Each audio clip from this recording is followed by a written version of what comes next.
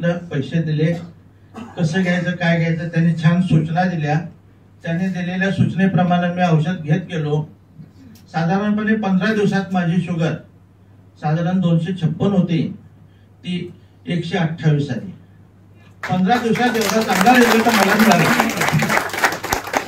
त्यानंतर एक महिन्याने पुन्हा चेक केली, त्यावेळेला माझी शुगर 104 आली. मी डोक्याला हात लावला, एवढं चांगलं औषध आहे, सोन्यासारखं औषध आहे आणि हे माझ्यासाठीच पाठवलेलं आहे परमेश्वरानं आणि त्यामुळे आपल्याला हे कंटिन्यू करायला पाहिजे. मी असं कंटिन्यू केलं.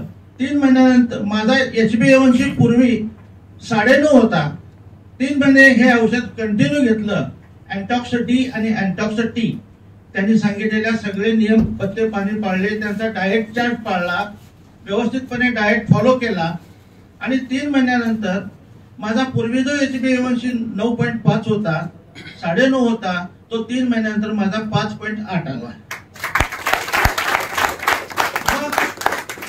मग मी पुन्हा नाईक सरांना म्हटलं, नाईक सर मी आता काय करू, HbA1c माझा असा आला. मग ते म्हणाले डॉक्टरांकडे जावा, हा रिपोर्ट दाखवा आणि डॉक्टरांचा सल्ला घ्या.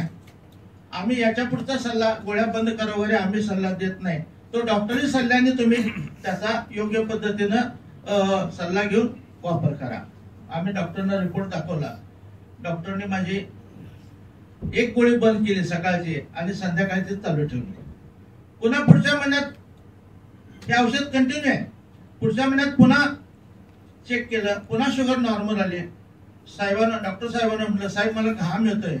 म्हणाले तुमची शुगर आता लो व्हायला लागली, कमी व्हायला लागली, पूर्वीसारखी राहत नाहीये, तर तुमची संध्याकाळची गोळी बंद करूया. आणि त्यांनी मला सांगितलं, जर आणखी घाम येत असेल तर तुम्ही थोडीशी साखर खावा किंवा खिशात चॉकलेट ठेवा, म्हणजे तुम्हाला काही प्रॉब्लेम येणार नाही. सकाळी आणि संध्याकाळची दोन्ही गोळ्या बंद केल्या आणि 4 दिवसानंतर मी एकदम क्लिअर झालो. घाम येत नव्हता, काही येत नव्हता. आता माझ्या गोळ्या बंद आहेत. अँटॉक्स डी आणि अँटॉक्स टी सुद्धा बंद आहे. वजनही कंट्रोल मध्ये आहे.